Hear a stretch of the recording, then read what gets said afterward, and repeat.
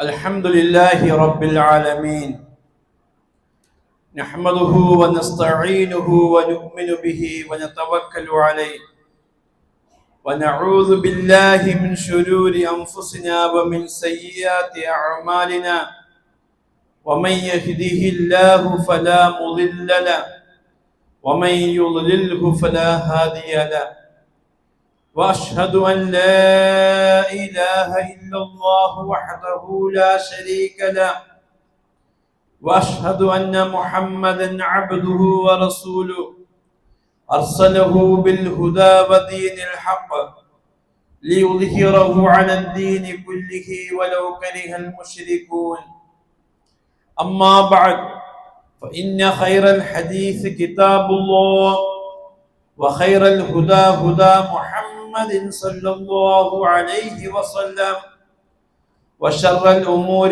محدثاتها وكل محدثة بدعة وكل بدعة ضلالة وكل ضلالة في النار. اللهم صل على محمد وعلى آل محمد كما صليت على إبراهيم وعلى آل إبراهيم إنك حميد مجيد.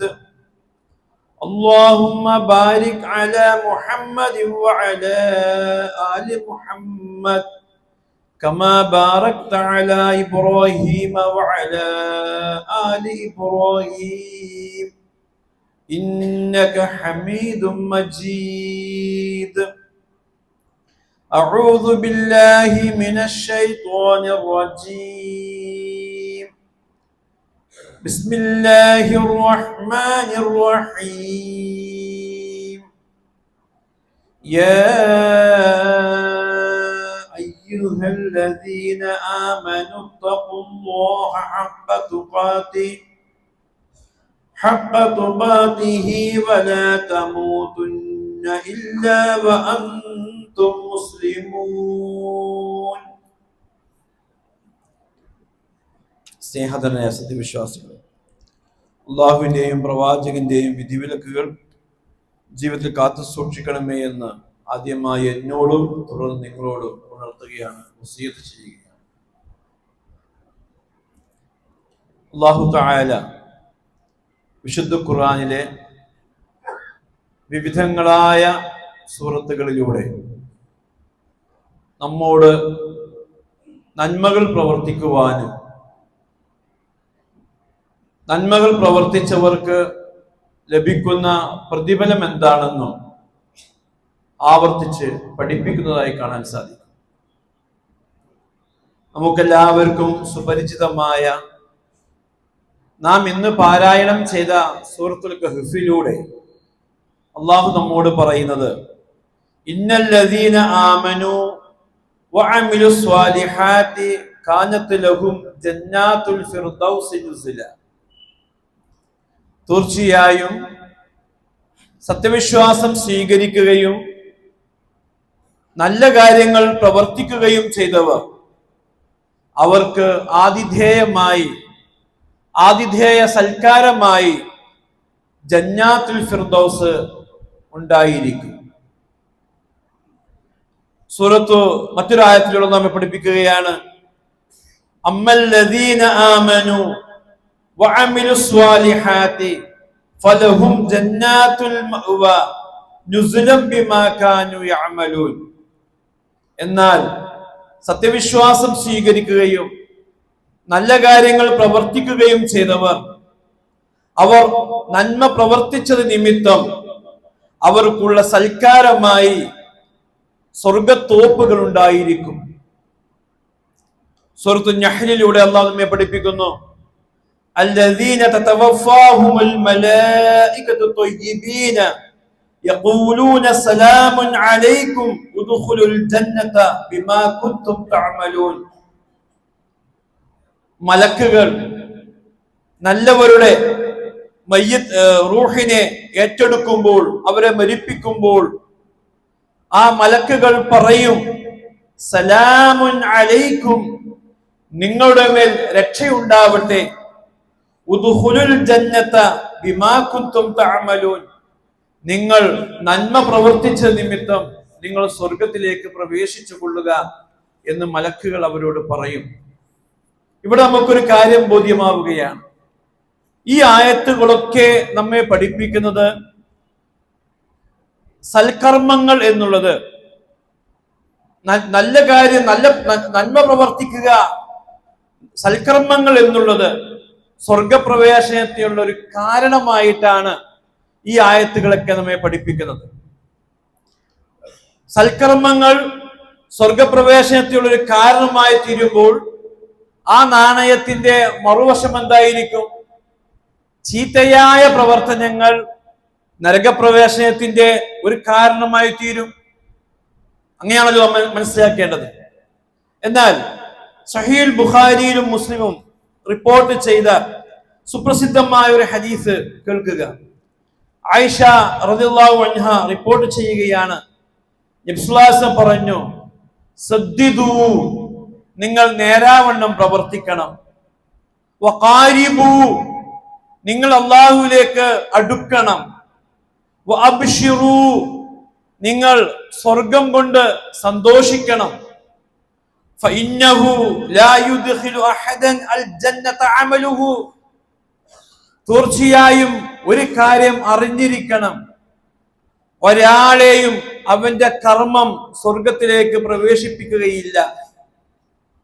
ഖാലു, സഹാബത്ത് ചോദിച്ചു, വലാ അൻത യാ റസൂലല്ലാഹ്, അല്ലാഹുവിന്റെ ദൂതരെ, താങ്കളെയും താങ്കളുടെ കർമ്മം സ്വർഗത്തിൽ പ്രവേശിപ്പിക്കുകയില്ലേ? ഖാല വലാ അന, ഉസ്താദ് പറഞ്ഞു, എന്നെയും പ്രവേശിപ്പിക്കുകയില്ല. ഇല്ലാ അൻ യതഗമ്മദനി അല്ലാഹു ബിമഗ്ഫിറത്തിൻ വറഹ്മ, എന്നാൽ അല്ലാഹു എന്നെ പാപമോചനം കൊണ്ടും കാരുണ്യവും കൊണ്ടും പൊതിഞ്ഞിട്ടുണ്ട്. വലിയൊരു ആശയമാണ് ഈ ഹദീസ് നമ്മെ പഠിപ്പിക്കുന്നത്.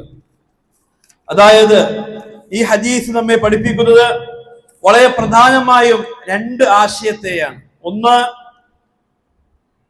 സ്വർഗം എന്നത് നാം ചെയ്യുന്ന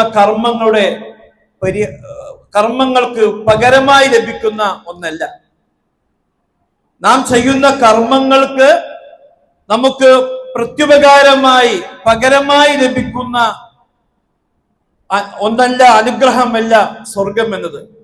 എന്നാൽ കർമ്മം എന്നത് നാം നേരത്തെ മനസ്സിലാക്കിയതുപോലെ സ്വർഗത്തിൽ പ്രവേശിക്കാനുള്ള കാരണങ്ങളിൽപ്പെട്ട ഒരു കാരണമാണ്.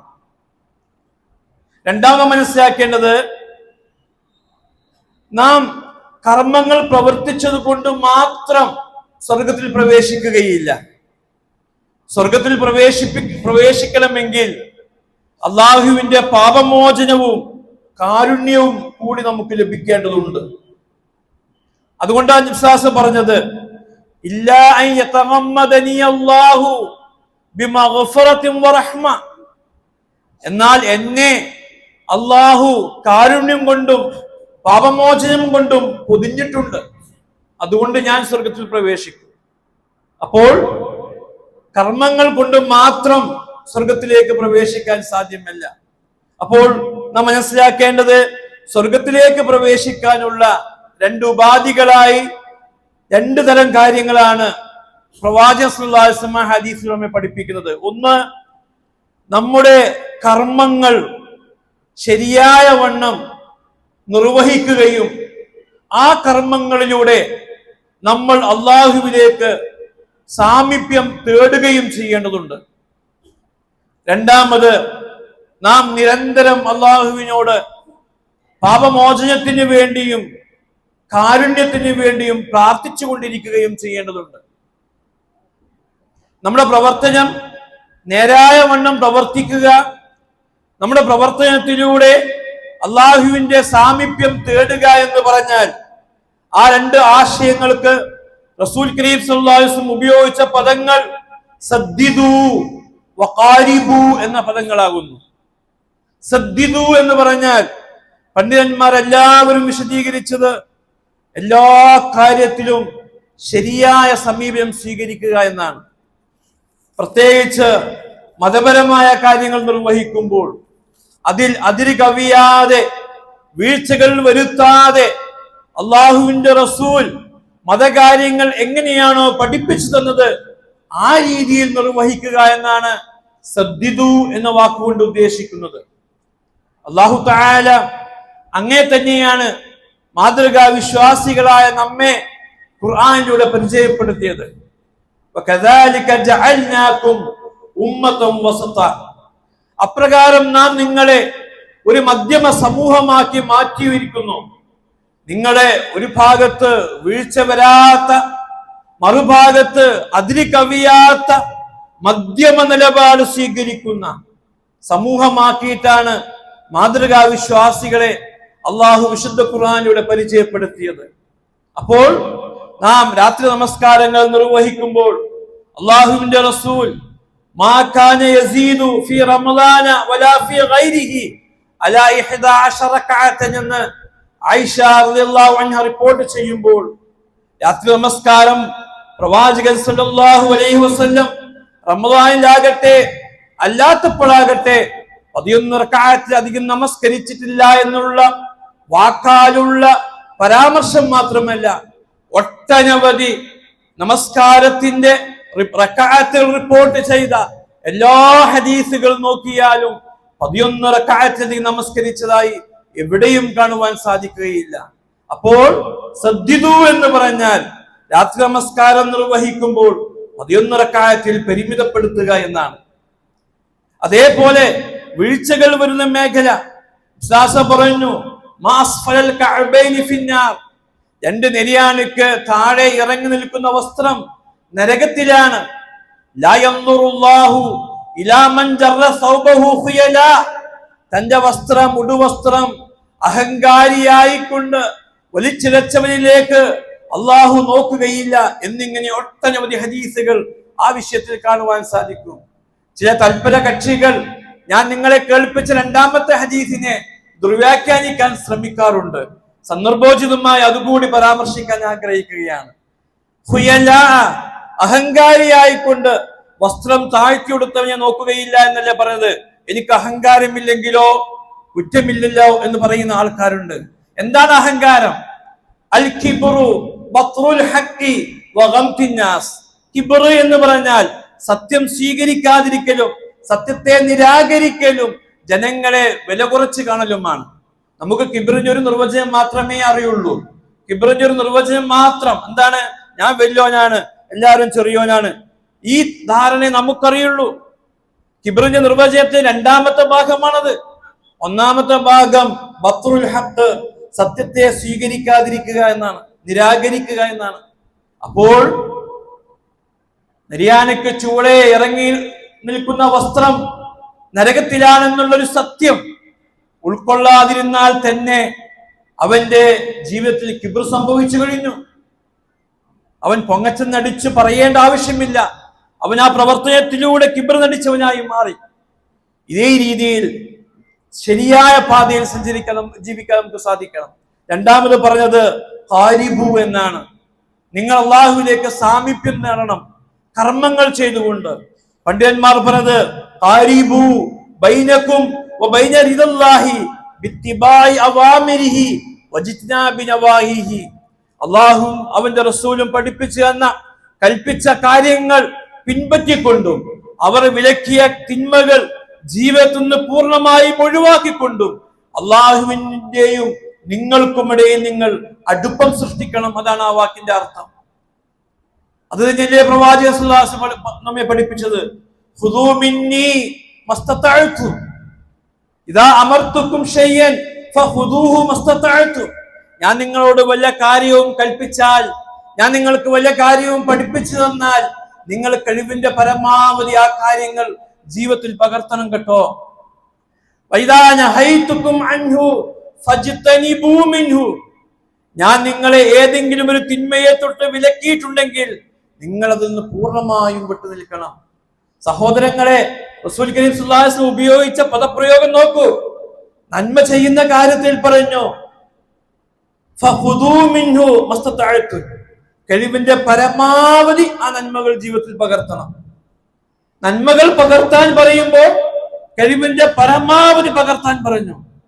തിന്മയെ കുറിച്ച് പറയുമ്പോഴോ ഫൈദാ നഹൈതുകും അൻ ശൈഇൻ, വല്ല തെറ്റും ഞാൻ നിങ്ങളെ തൊട്ട് വിലക്കി കഴിഞ്ഞാൽ ഫജ്തനിബൂ മിൻഹു, അതിൽ നിന്ന് പൂർണ്ണമായും വിട്ടുനിൽക്കണം. അവിടെ കഴിവിന്റെ പരമാവധി വിട്ടുനിൽക്കണം എന്നല്ല. ചിലരൊക്കെ പറയാറുണ്ട് ഇത്തഖുല്ലാഹ മസ്തതഅതും എന്നല്ലേ പറഞ്ഞത്. കഴിവിന്റെ പരമാവധി സൂക്ഷ്മത പാലിക്കാൻ വേണ്ടിയല്ലേ പറഞ്ഞത്. അതുകൊണ്ട് കഴിവിന്റെ പരമാവധി തിന്മയിൽ നിന്ന് വിട്ടുനിന്നാൽ മതിയെന്ന്. തെറ്റാണത്. ആ വ്യാഖ്യാനം തെറ്റാണ്. തിന്മയുടെ വിഷയത്തിൽ സമ്പൂർണമായും വിട്ടുനിൽക്കണം. എന്നാലും ചിലപ്പോൾ തെറ്റുകൾ സംഭവിച്ചേക്കാം. വൈകാരികതയുടെ പേരിലോ ചുറ്റുപാടുള്ള സ്വാധീനത്തിന്റെ പേരിലോ അറിവില്ലായ്മയുടെ പേരിലോ തെറ്റുകൾ സംഭവിച്ചേക്കാം. അവിടെയാണ് നാം പശ്ചാത്തപിച്ച് മടങ്ങേണ്ടത്. അല്ലാതെ കയ്യിൽ സംഭവിക്കുന്ന തെറ്റുകൾക്കൊരിക്കലും ഒരു ന്യായീകരണം കണ്ടെത്താൻ നാം ഒരിക്കലും ശ്രമിക്കരുത് എന്നാണ് എനിക്ക് നിങ്ങളോട് ഈ സന്ദർഭത്തിൽ പറയുവാനുള്ളത്. ഷെയ്ഖുൽ ഇസ്ലാം ഇബ്നു തൈമിയ്യ റഹ്മത്തുള്ളാഹി ഈ ഭാഗത്തെ വിശദീകരിക്കുന്നിടത്ത് ഒരു പരാമർശം നടത്തുകയുണ്ടായി. ഒരാൾ തനിക്ക് നിർബന്ധമായ എല്ലാ കർമ്മങ്ങളും 5 നേരത്തെ നമസ്കാരം ജമാഅത്തായി നിർവഹിക്കുന്നു, അതിന് മുമ്പും പിമ്പും റവാത്തിബ് നമസ്കരിക്കുന്നു, അതേപോലെ റംസാൻ മാസത്തെ നോമ്പ് നോൽക്കുന്നു, അതിന്റെ മുമ്പിലും പിന്നിലുമായി സുന്നത്തായ നോമ്പുകൾ നോൽക്കുന്നു, സക്കാത്ത് കൊടുക്കുന്നു, സദക്ക ചെയ്യുന്നു, ഹജ്ജും ഉംറയും നിർവഹിക്കുന്നു. പണ്ഡിതന്മാർക്കൊരു വ്യാഖ്യാനം ഉണ്ട് കേട്ടോ. ഹജ്ജും ഉംറയും ഒരു വട്ടം ഫർദാണെന്നുള്ള അഭിപ്രായം പണ്ഡിതന്മാർക്കിടയിലുണ്ട്. അതുകൊണ്ടാണ് ഞാൻ പറഞ്ഞത്. ഹജ്ജും ഉംറയും നിർവഹിക്കുന്നു, വീണ്ടും രണ്ടാമതും ഹജ്ജും ഉംറകളും പലവട്ടം ആവർത്തിക്കുന്നു. ഇങ്ങനെ താൻ ചെയ്യേണ്ട കർമ്മങ്ങളൊക്കെ ചെയ്യുകയും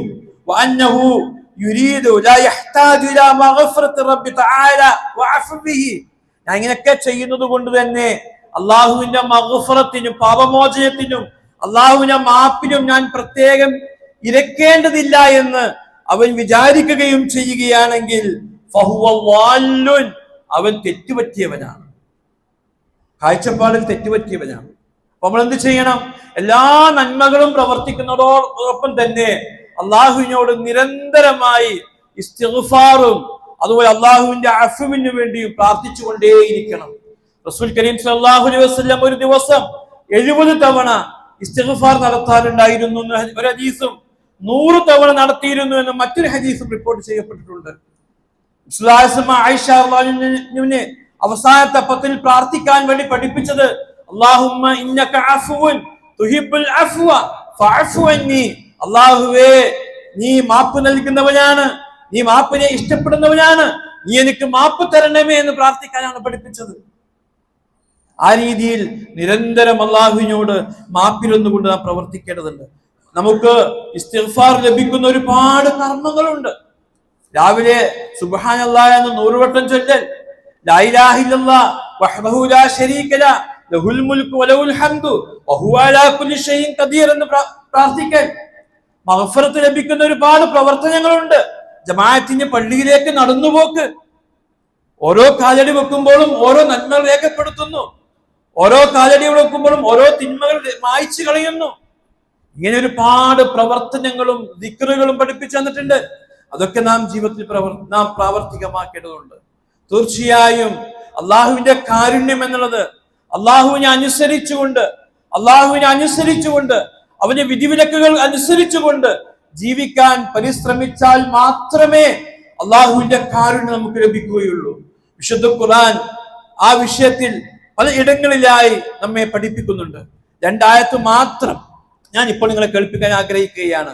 സൂറത്തുൽ അറാഫിലെ 56-ാമത്തെ ആയത്തിൽ അല്ലാഹു പറയുകയാണ്, വലാ തുഫ്സിദൂ ഫിൽ അർദ് ബഅദ ഇസ്ലാഹിഹാ, ഭൂമിയിൽ നന്മ വന്നതിന് ശേഷം ഭൂമിയിൽ നിങ്ങൾ കുഴപ്പമുണ്ടാക്കരുത്. വദുഊഹു ഖൗഫൻ വതമഅൻ, പേടിയോടുകൂടിയും ആശയോടുകൂടിയും നിങ്ങൾ അള്ളാഹുവിനെ വിളിച്ച് പ്രാർത്ഥിക്കണം. ഇന്ന റഹ്മത്തല്ലാഹി ഖരീബുൻ ലിൽ മുഹ്സിനീൻ, തീർച്ചയായും അള്ളാഹുവിന്റെ കാരുണ്യം നന്മ പ്രവർത്തിക്കുന്നവർക്ക്, സുകർമ്മികൾക്ക് വളരെ അടുത്താകുന്നു. അപ്പോൾ സുകർമ്മങ്ങൾ നാം പ്രവർത്തിക്കണം, അപ്പോഴേ നമുക്ക് നന്മ ലഭിക്കുകയുള്ളൂ. സൂറത്തുൽ ബഖറയിലെ 218-ാമത്തെ ആയത്തിൽ അല്ലാഹു നമ്മെ ഇപ്രകാരം പഠിപ്പിക്കുന്നു, ഇന്നല്ലദീന ആമനു വല്ലദീന ഹാജറു വജാഹദു ഫീ സബീലില്ലാഹി ഉലൈക യർജൂന റഹ്മത്തല്ലാഹ് വല്ലാഹു ഗഫൂറുർ റഹീം. തീർച്ചയായും സത്യവിശ്വാസം സ്വീകരിക്കുകയും ഹിജ്റ പോവുകയും അള്ളാഹുവിന്റെ മാർഗത്തിൽ സമരത്തിൽ ഏർപ്പെടുകയും ചെയ്തവർ ഉലൈക യർജൂന റഹ്മത്തല്ലാഹ്, അവർ അള്ളാഹുവിന്റെ കാരുണ്യം ആഗ്രഹിക്കുന്നവരാകുന്നു. വല്ലാഹു ഗഫൂറുർ റഹീം, അള്ളാഹു ധാരാളമായി പൊറുക്കുന്നവനും കരുണാനിധിയുമാകുന്നു. ഇതിൽ പറഞ്ഞ എല്ലാ 3 കാര്യങ്ങളും സഹോദരങ്ങളെ നമുക്കും സാധിക്കും. ഇവിടെ പറഞ്ഞത് ഇന്നല്ലദീന ആമനു എന്നാണ്. സത്യവിശ്വാസം സ്വീകരിച്ചവർ, നമ്മളൊക്കെ സത്യവിശ്വാസികളാണ്. വല്ലദീന ഹാജറു എന്നാണ്, ഹിജ്റ പോയവർ. വിശ്വാസികളുടെ കാലത്താണ് ഹിജ്റക്കുള്ള അവസരം. നമുക്കും ഹിജ്റയുടെ അവസരമുണ്ട്. അൽ മുഹാജിറു മൻ ഹജറ മാ നഹല്ലാഹു അൻഹു എന്നാണ് മുഹാജിറിനെ കുറിച്ച് പ്രവാചകൻ സല്ലല്ലാഹു അലൈഹി വസല്ലം പഠിപ്പിച്ചത്. ആരാണ് മുഹാജിർ? ഹിജ്റ പോയവനാണ് മുഹാജിർ. മുഹാജിറിന്റെ നിർവചനം ആ കാലത്ത് മക്ക വിട്ട് മദീനയിലേക്ക് പോക്കാണെങ്കിൽ നമ്മൾ ജീവിക്കുന്ന കാലഘട്ടത്തിലേക്ക് അനുയോജ്യമായ ഒരു നിർവചനം പ്രവാചകൻ സല്ലല്ലാഹു അലൈഹി വസല്ലം പഠിപ്പിച്ചു തരികയാണ്. മൻ ഹജറ മാ നഹല്ലാഹു അൻഹു, അല്ലാഹു വിലക്കിയ തെറ്റുകളെ ഉപേക്ഷിക്കുന്നവനാകുന്നു മുഹാജിർ. അല്ലാഹ് പറഞ്ഞു ഗീബത്ത് പറയരുത് എന്ന്, അതുകൊണ്ട് ഞാൻ പറയില്ല, ഞാനൊരു മുഹാജിറായി മാറി. അല്ലാഹ് പറഞ്ഞു കളവ് പറയരുത് എന്ന്, അതുകൊണ്ട് ഞാൻ കളവ് പറയില്ല, ഞാനൊരു മുഹാജിറായി. മൻ ഹജറ മാ നഹല്ലാഹു അൻഹു, നമുക്ക് മുഹാജിറായാൻ സാധിക്കും. വജാഹദു ഫീ സബീലില്ലാഹ്, അല്ലാഹുവിന്റെ മാർഗത്തിൽ സമരത്തിൽ ഏർപ്പെടുക എന്ന് പറഞ്ഞാൽ അന്ന് യുദ്ധമായിരിക്കാം, ഇന്ന് ധർമ്മസമരമായിക്കൊണ്ട് സത്യം പ്രബോധനം ചെയ്യുക. അൽ അംറു ബിൽ മഅറൂഫ് വനഹ്യു അനിൽ മുൻകർ, നന്മ കൽപ്പിക്കുകയും തിന്മ വിലക്കുകയും ചെയ്തുകൊണ്ട് സമൂഹത്തിൽ പ്രവർത്തിക്കുക എന്നുള്ളത് അൽ ജിഹാദു ഫീ സബീലില്ലാഹ്, അല്ലാഹുവിന്റെ മാർഗത്തിന്റെ ജിഹാദാണ്. ഈ 3 കാര്യങ്ങൾ നമുക്ക് ഈ കാലഘട്ടത്തിൽ പ്രായോഗികമാണ്, ലഭ്യമാണ്. അതുകൊണ്ട് ഈ തരത്തിൽ അള്ളാഹു നമ്മുടെ കർമ്മങ്ങൾ കൊണ്ട് മാത്രം നാം സ്വർഗത്തിൽ പ്രവേശിക്കുകയില്ല. നാം സ്വർഗത്തിൽ പ്രവേശിക്കണമെങ്കിൽ അള്ളാഹുവിന്റെ പാപമോചനവും അള്ളാഹുവിന്റെ കാരുണ്യവും ലഭിക്കണം. അത് ലഭിക്കണമെങ്കിൽ നാം എല്ലാ കർമ്മങ്ങളും നേരായ രീതിയിൽ പ്രവർത്തിക്കണം. നമ്മൾ നന്മ ചെയ്തുകൊണ്ട് തിന്മയിൽ നിന്ന് വിട്ടുനിന്നുകൊണ്ട് അള്ളാഹുവിലേക്ക് അടുപ്പം നേടുകയും ചെയ്യണം. തീർച്ചയായും ആ രീതിയിൽ പ്രവർത്തിച്ച് പ്രവർത്തനങ്ങൾ കാരണമാകുന്ന സ്വർഗപ്രവേശനത്തിന്റെ അവകാശികളായി മാറാൻ നമുക്ക് ഓരോരുത്തർക്കും സാധിക്കേണ്ടതുണ്ട്. അത് അല്ലാഹു നമുക്ക് ഓരോരുത്തർക്കും തൗഫീഖ് നൽകി നമ്മെ അനുഗ്രഹിക്കുമാറാവട്ടെ.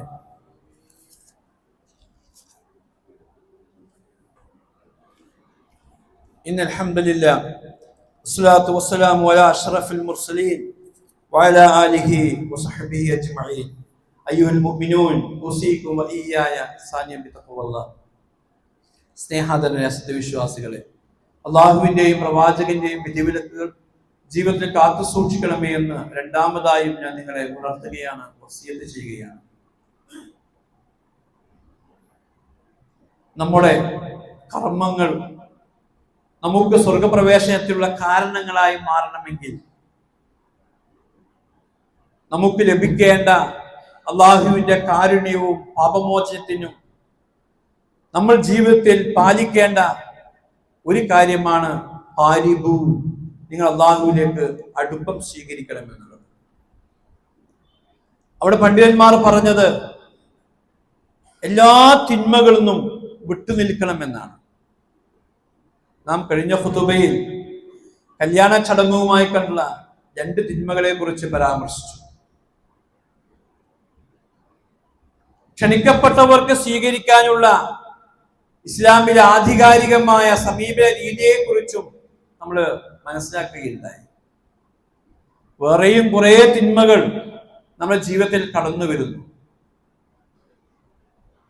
മുസ്ലിം സമുദായത്തിലെ ഒരുപാട് സഹോദരങ്ങളുടെ വസ്ത്രങ്ങൾ ഒന്നാം ഖുതുബയിൽ നാം പരാമർശിച്ചതുപോലെ നിര്യാണിക്ക് ചുവടെ ഇറങ്ങി നിൽക്കുന്നതാണ്. നമ്മുടെ എല്ലാവരും ഒട്ടുമിക്ക ആരുടെയും ബാങ്ക് അക്കൗണ്ടുകളിലേക്ക് 3 മാസം കൂടുമ്പോൾ കൃത്യമായും പലിശകൾ ക്രെഡിറ്റ് ചെയ്യപ്പെടുന്നുണ്ട്. പലരും അത് ശ്രദ്ധിച്ചു നോക്കാറില്ല. സർക്കാർ ജീവനക്കാർക്ക് എല്ലാ വർഷവും അവരുടെ PF-കളിൽ 8% പലിശകൾ ക്രെഡിറ്റ് ചെയ്യപ്പെടുന്നുണ്ട്. 10ഉം 20ഉം 30ഉം ഒക്കെ സർവീസുള്ള ഒരാൾക്ക് പലിശയായി കിട്ടുന്നത് ലക്ഷങ്ങളാണ്. PF പണം വിഡ്രോ ചെയ്തിട്ടില്ല എങ്കിൽ അവന്റെ സമ്പാദ്യം ഡെപ്പോസിറ്റ് എത്രയാണോ അതിന്റെ 8% അവർക്ക് പലിശ ലഭിച്ചുകൊണ്ടിരിക്കുന്നത്. അവിടെയൊക്കെ ലക്ഷങ്ങൾ ക്രെഡിറ്റ് ചെയ്ത് കാണുമ്പോൾ 2024 മാർച്ച് 31 ക്ലോസിംഗ് ബാലൻസ്, അല്ലെങ്കിൽ 24 ഏപ്രിൽ 1 ഓപ്പണിംഗ് ബാലൻസ്, 24 ഏപ്രിൽ മുതൽ 25 മാർച്ച് വരെയുള്ള സബ്സ്ക്രിപ്ഷൻ വിഹിതം, അടച്ച വിഹിതങ്ങൾ ആകെ ഇത്ര, 25 മാർച്ച് 31 ക്ലോസിംഗ് ബാലൻസ് ഇത്ര, അതിന് 8% പലിശ ഇത്ര എന്ന് പറയുന്ന ആ സംഖ്യ അറിയുമ്പോൾ എത്ര വലിയ സംഖ്യയാണെങ്കിലും അത് പിൻവലിക്കാനും പലിശ ഏത് രീതിയിൽ കൈകാര്യം ചെയ്യാൻ പണ്ഡിതന്മാർ പഠിപ്പിച്ചുവോ ആ രീതിയിൽ കൈകാര്യം ചെയ്യുവാൻ നമുക്ക് സാധിക്കേണ്ടതുണ്ട്. അല്ല എങ്കിൽ നാം പാപികളാണ്. ഏത് ഹറാമും, ഈ പലിശ മാത്രമല്ല, ബിരിയാണിക്ക് ചൂട് വസ്ത്രം താഴ്ത്തി ഉടുത്താലും, കഴിഞ്ഞ ഖുതുബയിൽ നമ്മൾ പറഞ്ഞതുപോലെ ആവശ്യത്തിലധികം അമിത വ്യയങ്ങൾ നടത്തിക്കൊണ്ട് ആർഭാടപൂർണമായ പന്തലുകൾ സംവിധാനിച്ച് ആർഭാടപൂർണമായ ഭക്ഷണ പദാർത്ഥങ്ങൾ ക്രമീകരിച്ച് മ്യൂസിക്കോടുകൂടിയും നൃത്തങ്ങളോടുകൂടിയും അന്യ സ്ത്രീ പുരുഷന്മാർ ഇടകലർന്നുകൊണ്ടും പെരുമാറിക്കൊണ്ടുമുള്ള കല്യാണ പന്തലുകളായിരുന്നാലും ഈ ഹറാമുകൾ നമ്മുടെ ജീവിതത്തിൽ സാധാരണവൽക്കരിക്കപ്പെട്ട് കഴിഞ്ഞു. അതുകൊണ്ടാണ് ഞാൻ പറയാൻ കാരണം, ആർക്കും അത് തെറ്റാണെന്ന് തോന്നുന്നില്ല. ഈ ഹറാമുകൾ പ്രവർത്തിക്കുന്നവർ ഇസ്ലാമിന്റെ ഭാഷയിൽ അവൻ അള്ളാഹുവിനോട് അനുസരണക്കേട് കാണിക്കുന്നവനാണ്, പാപിയായ മനുഷ്യനാണ്. പാപിയായ മനുഷ്യർ ഇസ്ലാമിന്റെ ദൃഷ്ടിയിൽ 2 തരമാണ്, 2 ഗ്രൂപ്പാണ് അവർ. ഒരു ഗ്രൂപ്പ് ഇതൊന്നും തെറ്റല്ല, ഇതൊക്കെ സാധാരണയാണ്, ഇതൊക്കെ അനുവദനീയമായ കാര്യമാണ്. നമ്മൾ നേരത്തെ പറഞ്ഞ തെറ്റുകൾ ആവർത്തിച്ചു പറയുന്നില്ല, നിങ്ങൾ ഊഹിച്ചു നോക്കിയാലും മതി. ഇതൊക്കെ ഒന്നും പ്രശ്നമല്ല, ഇതൊന്നും തെറ്റല്ല എന്ന് മനസ്സിലാക്കിക്കൊണ്ട് പ്രവർത്തിക്കുന്നവൻ, ഹറാമുകളെ ഹലാലായി കണ്ടുകൊണ്ട് പ്രവർത്തിക്കുന്നവൻ, അവൻ ഇസ്ലാമിന്റെ ദൃഷ്ടിയിൽ സത്യനിഷേധിയാണ്. ആ വാക്ക് കേൾക്കുമ്പോൾ നമുക്ക് പ്രയാസമുണ്ട് അല്ലെ? ആ വാക്ക് ഞാൻ നിങ്ങളെ ശ്രദ്ധയിൽപ്പെടുത്താൻ കാരണം ആ വിഷയത്തിന്റെ ഗൗരവം അത്രയും അധികമുണ്ട്. രണ്ടാമത്തെ വിഭാഗം ജനങ്ങൾ ഇതൊക്കെ തെറ്റ് തന്നെയാണ്, പക്ഷെ ചെയ്തു പോകുന്നു. സംഭവം തെറ്റ് തന്നെയാണ്, പക്ഷെ ഇബ്ലീസ് നമ്മളെ കൊണ്ട് ചെയ്യിച്ചു, അല്ലെങ്കിൽ സാഹചര്യം നമ്മളെ കൊണ്ട് അങ്ങ് ചെയ്യിക്കുന്നു. അവൻ അതിനെ ഹലാലായി ഗണിക്കുന്നില്ല, ഹലാലായി പ്രഖ്യാപിക്കുന്നില്ല, തെറ്റിനെ തെറ്റായിട്ട് തന്നെ അവൻ പറയുന്നു. പക്ഷെ അവന്റെ കയ്യിൽ നിന്ന് സംഭവിച്ചു പോകുന്നതിന് അവനിക്ക് പ്രയാസവുമുണ്ട്. അവർ സത്യനിഷേധിയാവുന്നില്ല. അവരുടെ വിഷയം അള്ളാഹുവിന്റെ ഉദ്ദേശങ്ങൾക്ക് മശീയത്തിന് വിധേയമാണ്. അള്ളാഹു പറഞ്ഞത്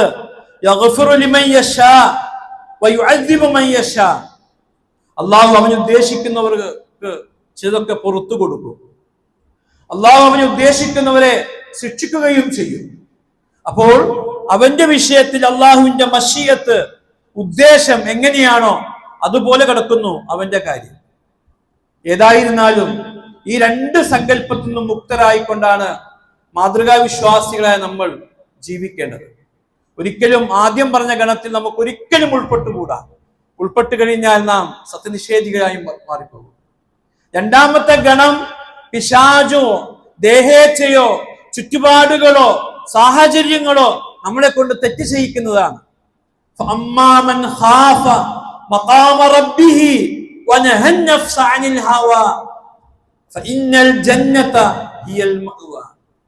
അള്ളാഹുവിന്റെ മുമ്പിലുള്ള നൃത്തത്തെ ഭയന്നുകൊണ്ട് ദേഹേച്ഛ തിന്മകൾ കൽപ്പിക്കുമ്പോൾ ആ ദേഹേച്ഛയെ വിലക്കിയവൻ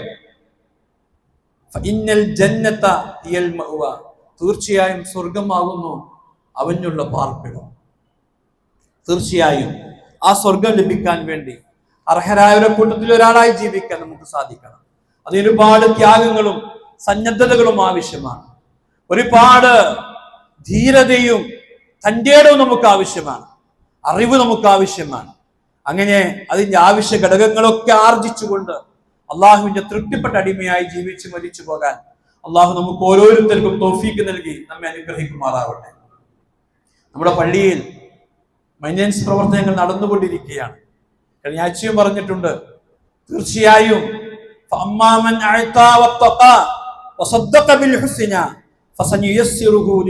എന്നാണ് നമുക്ക് എല്ലാവർക്കും സുപരിചിതമായ ആയത്തിലൂടെ പഠിപ്പിച്ചത്. ധർമ്മം ചെയ്യുകയും അള്ളാഹുവിനെ പേടിച്ച് ജീവിക്കുകയും ചെയ്തവൻ,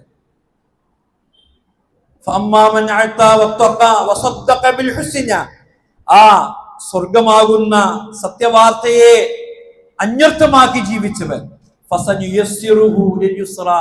നാം അവന് സ്വർഗത്തിലേക്കുള്ള യാത്ര എളുപ്പമാക്കി കൊടുക്കും. തീർച്ചയായും ഈ പള്ളിയുടെ പ്രവർത്തനത്തിൽ കഴിവിന്റെ പരമാവധി സ്വർഗത്തേക്കുള്ള യാത്ര എളുപ്പമാക്കി കിട്ടാൻ വേണ്ടി തന്നെ നാം പ്രവർത്തിക്കണം, ധർമ്മം ചെയ്യണമെന്ന് സന്ദർഭോചിതമായി ഉണർത്തുകയാണ്. നമ്മുടെ കൂട്ടത്തിലെ രോഗികളായ സഹോദരങ്ങൾക്ക് അല്ലാഹു രോഗക്ഷമ പ്രദാനം ചെയ്യുമാറാവട്ടെ. വ്യത്യസ്തങ്ങളായ ബുദ്ധിമുട്ടുകളും പ്രയാസങ്ങളും അനുഭവിക്കുന്നവർക്ക് അള്ളാഹു ക്ഷമയും അവർ അനുഭവിക്കുന്ന പ്രയാസങ്ങൾ പരിഹാരവും പ്രദാനം ചെയ്യുമാറാവട്ടെ. അല്ലാഹുമ്മ ഗഫർ ലിൽ മുഅ്മിനീന വൽ മുഅ്മിനാത്ത് വൽ മുസ്ലിമീന വൽ മുസ്ലിമാത്ത് അല്ലാഹുമ്മ ഗഫർ ലിൽ മുഅ്മിനീന വൽ മുഅ്മിനാത്ത് വൽ മുസ്ലിമീന വൽ മുസ്ലിമാത്ത് അല്ലാഹുമ്മ ഗഫർ ലിൽ മുഅ്മിനീന വൽ മുഅ്മിനാത്ത് വൽ മുസ്ലിമീന വൽ മുസ്ലിമാത്ത് അല്ലാഹുമ്മ അജ്ർനാ മിനൻ നാർ اللهم أجرنا من النار اللهم أجرنا من النار ربنا ما خلقت هذا باطلا سبحانك فقنا عذاب النار ربنا آتنا في الدنيا حسنة وفي الآخرة حسنة وقنا عذاب النار ربنا عليك توكلنا وإليك أنبنا وإليك المصير ربنا تقبل منا إنك أنت السميع العليم وآخر دعوانا أن الحمد لله رب العالمين.